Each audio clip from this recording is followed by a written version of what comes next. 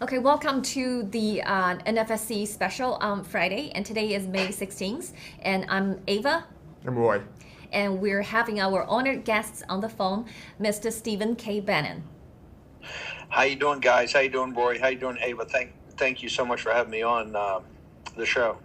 That's great. So we jump right in because I think this past week is really a historical week for President Trump and the U.S. From the Monday U.S.-China trade deals to record-breaking investment commitments secured during Trump's Middle East trip, totaling in trillions of U.S. dollars. My question to you, Steve, is how might such developments reshape the global geopolitics, particularly given the Gulf nations' deepening economic ties with the CCP over the past decade? I think this is what's so important about it. I think Rabbi Walecki wrote a great piece or did a video that I want everybody to see about how he thought this week was, because there's a lot of controversy about have we forgotten our relationship with Israel and Netanyahu in the United States. It was really the loser was the CCP. Mm-hmm. And I tend to agree, over the Biden administration, after President Trump had the 2020 election stolen from him, really, Saudi Arabia, UAE, started to look much more to China. They did large output deals. Remember, Miles Guo told us that when they did these output deals, they would not do it in petrodollars. Mm-hmm. And this would be the beginning, the foundational element of the CCP's hold on the Persian Gulf, given the fact they already had or were working on an output deal with the Persians. So you'd have the Persians, the Saudi, UAE, all in long-term output deals that were not converted into dollars.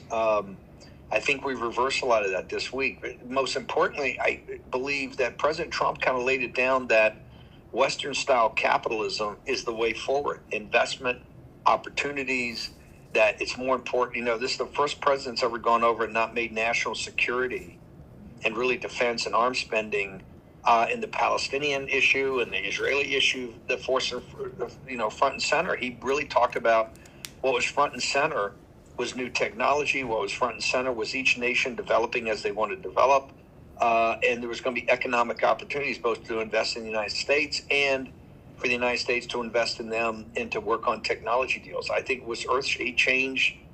This has been the biggest change in the Middle East since Jerusalem and Damascus fell to the Arab and British Army under Lawrence of Arabia back in 1917, 1918, the Sykes-Picot Agreement that really reorganize the Middle East. This has been monumental, and the loser in all this is Xi and the Chinese Communist Party.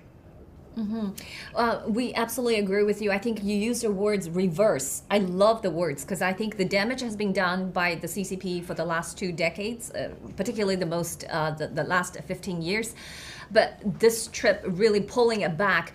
But I want to share with you some intels regarding the U.S. and China deal that we just obtained freshly from the supporters of the new federal state of China. And I want to seek your reaction once you hear those details in terms of what was talked behind the closed doors. So these are the 4 intels that the Xi has basically major concessions that Xi Jinping has agreed to, which led to the Monday announcement of the U.S. deal. The very first one is a promise. Xi Jinping has promised to open Chinese banking, bond, and insurance sectors, and commit to involve the U.S. in its structural reform of its financial sector. This is huge. And the second is agree to resume rare earth exports and allow U.S. investment in strategic and defense sectors.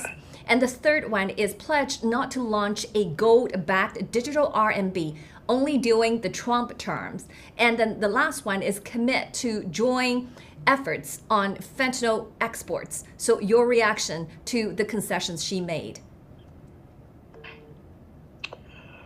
Well, I want to see the whole thing. As you know, I'm an adamant part of the takedown of the CCP, the takedown of the Chinese Communist Party by helping Lao Beijing. I've always kind of opposed opening up the finance and banking sector for restructuring from the West, because that's just going to get us more engaged. That's going to get the Wall Street lords of easy money to actually see it a bigger opportunity to make money. I think it shows you desperation on Xi. I think it shows you particularly the whole issue of the magnets and the ball bearings and the rare earths show you what he's about to concede, but also it's really from Xi a cry for help on the decimated banking sector, which has really been decimated.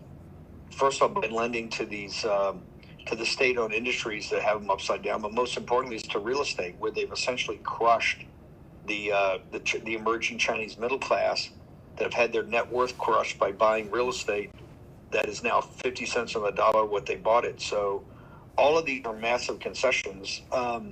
Some of them may help the Chinese Communist Party more than I think is necessary. Particularly a restructuring of the financial community is what the CCP needs, and they can't do it on their own. The reason they can't do it on their own, you need an infusion of new capital. So if you incentivize the Western lords of easy money on Wall Street with returns by buying into these Chinese financial institutions at discount prices because of how screwed up they are, you incentivize them to really save the regime. I think the regime's greatest vulnerability is their failure to deliver the economic miracle to the Chinese, to allow Beijing, which they promised. But those are huge.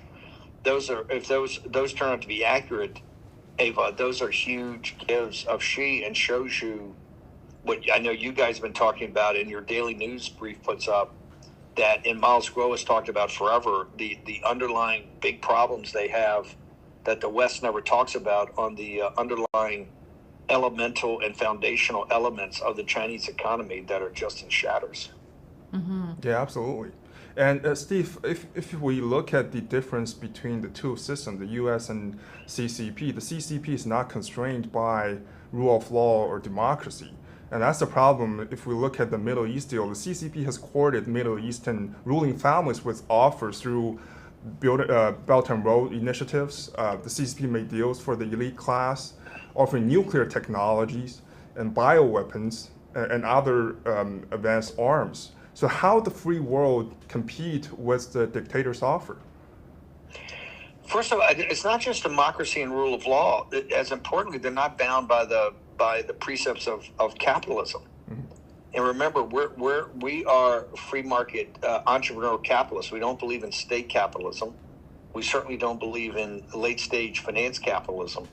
But the CCP, because they control every institution in the state, including the central bank, the ability to print money, they are not bound by they're really an autocratic economy. What do I mean by that? That they can determine they're going to build just to keep the construction industry fully employed and also make as much money for the regime as possible, that they can go and just build and continue to build these apartments after apartment, these condos after condos, and just keep building them, whether they're sellable or not, or whether the excess capacity of those condos are driving down the price that the Chinese citizens that actually have them can flip them and sell them eventually. That there's just too much excess capacity. We see this everywhere. This allows them to do one belt, one road. One belt, one road is just predatory capitalism based upon the British East India Company model that essentially took India and tried to open the door and take China. So they're not bound by the laws of capitalism, and that makes them very dangerous for a while, but eventually catches up with you. That's why I think what you guys just laid out, and it really revolves around, correct me if I'm wrong, it revolves around that the United States does not have the processing capacity up yet for the rare earths, because rare earths is just dirt. But the processing of it is very environmentally dirty, very controversial. Of course, the Chinese Communist Party doesn't mind doing it because they don't care about the environment that Lao Beijing actually lives in. That deal for, looks like, access to rare earths, there's tremendous concessions to the West, and each one of them is a money-making opportunity for different areas or segments of our economy. And clearly, it's a cry for help from Xi. And so I would be very concerned, given that they're not bound by the laws of capitalism, that we get into deep here. Remember, I'm a hardcore decoupling. Besson said in Geneva at the early morning 3 a.m. press conference about decoupling. Then he changed it, corrected it when he went on the Squawk Box and Morning Joe that morning. Said it's strategic decoupling. I still believe that is the basically the line of work that the Trump administration is following. I think much of the change, change from decoupling to strategic decoupling, is the United States has to face the reality that the CCP has been winning through the Made in China 2025 and the 2035, the modernization military plan. They have been executing so successfully via the Belt and Road Initiative. So absolutely, I think this agreement gave both the United States time and basically CCP's time, because as you said, the CCP has been on the brinks of collapse. So they're buying Americans time to bring all those supply chain, especially those strategic one, back home. So my next question is exactly to do with the plan that I just talked about, the Made in China 2025. So this takes us to the Kashmir escalated. But slow down, because you brought up something that's brilliant. Let's go back to this. If you look at, and this is how strategic, and this is why there's such a existential threat to not just the United States and the West, but to the Chinese people. Our followers and people just come and just listen to the show, they're not our followers, should never dismiss the Chinese Communist Party as not cunning and not strategic. Let's go back to Made in China 2025, of which Miles Groh was really the first one to bring that to the West's attention. They listed over 10 years ago 10 industries that they wanted to dominate within 10 or 15 years. I think it might have been 2010 they put this out, over 10 or 15 years. If you look at those top 5, which is advanced chip design, quantum mechanics, artificial general intelligence, regenerative robotics, and then CRISPR, biotechnology, and gene splicing. Those top 5, those are the 5 industries that drive you to the singularity. That drives you to the point of, on the other side, is post-Homo sapien, which is a driving factor in the Chinese Communist Party. This is why Mao said at one time, hey, if we go to a nuclear war and lose 200-300 million Chinese, it doesn't matter. We'll recreate them. The Chinese Communist Party has never thought about the Chinese people as anything more than trash. They've treated them like trash. This is why you have the 400, according to Miles Groh, 450 to 500 million forced abortions, 80% of those little Chinese girls. You've had hundreds of millions of people die in the Great Leap Forward, the forced collectivization, the Cultural Revolution, organ harvesting. Their latest debacle it always, counts tens of millions of Chinese allowed by Beijing that are dead. They don't care. So I think you look at that list, that shows you they understood what was going to drive modern economics. And if you look at what President Trump just did in the Middle East, a lot of that tied around advanced chip design and artificial intelligence. So the CCP was onto something, and quite frankly, they're driving to that goal to be the person that controls the drive to the singularity. It shouldn't be dismissed. It shows you, and it should show all of our followers and also people who are skeptic that think we are too hardcore about our belief that the CCP is not the legitimate government of China and certainly not the government of the Chinese people. Yeah, absolutely. One of the information we obtained is actually shed a light on the attitude of the Xi Jinping right now.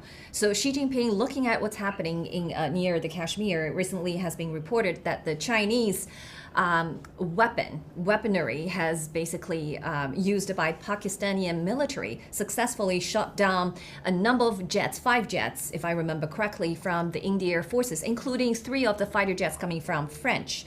So Xi Jinping is so happy and proudly watching the fruits of the Made in China 2025 and the China Standard 2035. So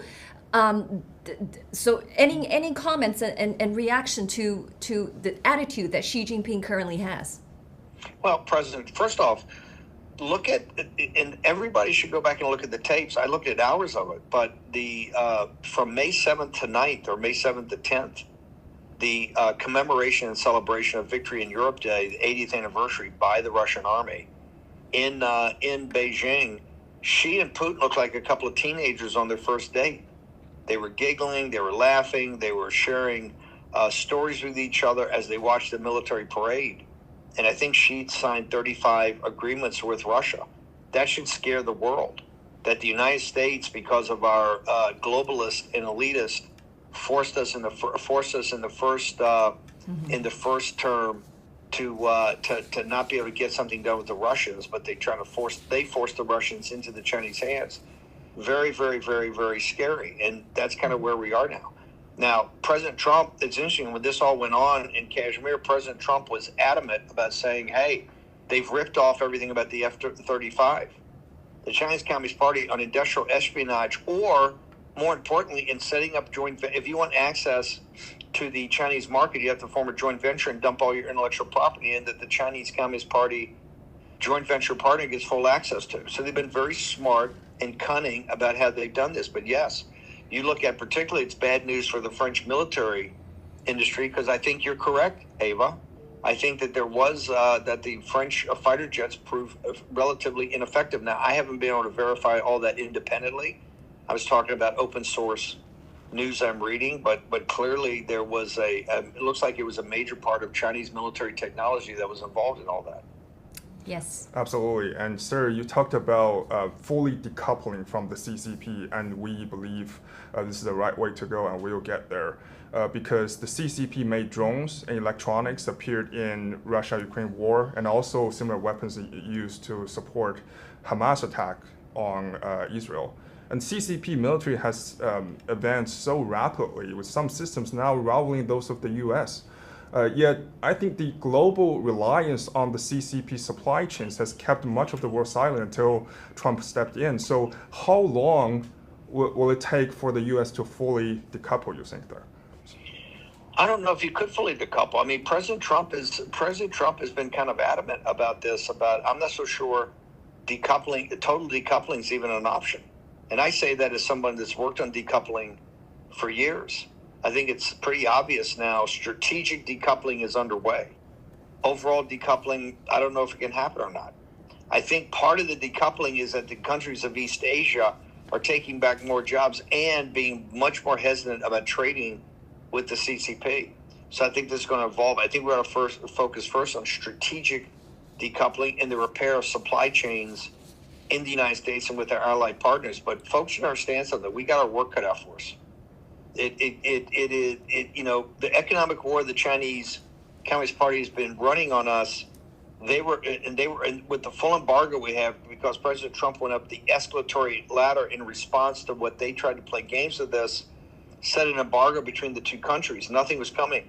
The Chinese economic infrastructure was collapsing. The Chinese actually needed a deal to get some relief. That being said, I think it's pretty evident that the Chinese Communist Party under Xi have been preparing for this war, this economic war that they're already in, but to go to the next phase for many years, and to put the burden on the Chinese people.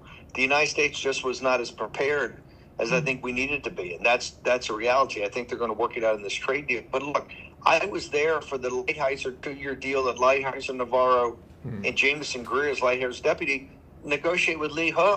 I mean, that deal took care of all the seven sins. And Miles was the first one to call it. Miles told me, he says, I don't think they'll ever sign it. And I go, why? They've been negotiating for 2 years. He says, because this will make them subservient to the foreign devils, and they won't be able to sell that internally to the rest of the cadre. And it also takes away their ability to skim 20% of the top of the state-owned industries they own. That's how they fund basically the Chinese Communist Party. He was always a skeptic, and guess what? He turned out to be right. After 2 years of negotiation, a deal that were taking care of all the problems that exist today. After 2 years of negotiation, they just essentially tore it up and spit in our face. Yes. So this shows you how, strategically, how tough they are to corner. And I just think everybody ought to be very aware that it's not going to be easy dealing with these guys. That's absolutely correct. That's why we think the concession that she entered with the United States is basically a tactic. It's out of a necessity, and definitely it's very deceptive, so we need to watch that closely. But I have one piece of intel speaks on Putin and Xi that you observed that they are chuckle like teenagers.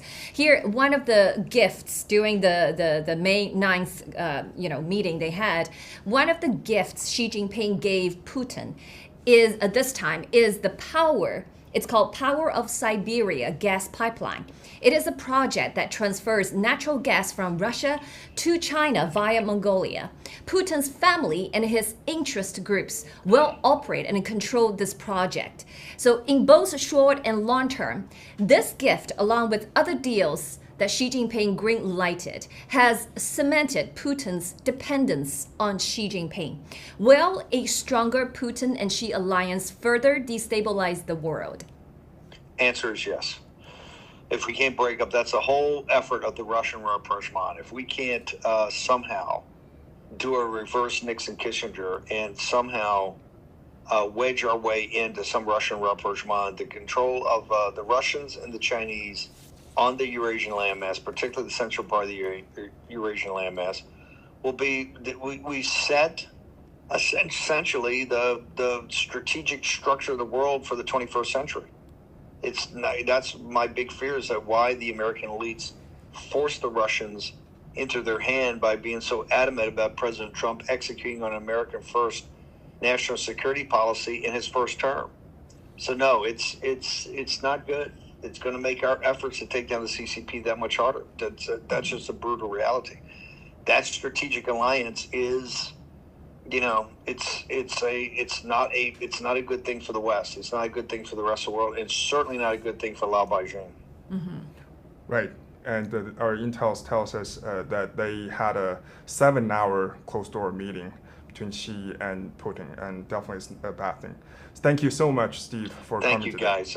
Another great interview. Let me know when you got it up. We'll push it out hard on War Room. All right, no problem. Thank you Ava, so thank much. you. Great questions, guys. You asked the best questions I'm asked by any interviewer, so it's fantastic.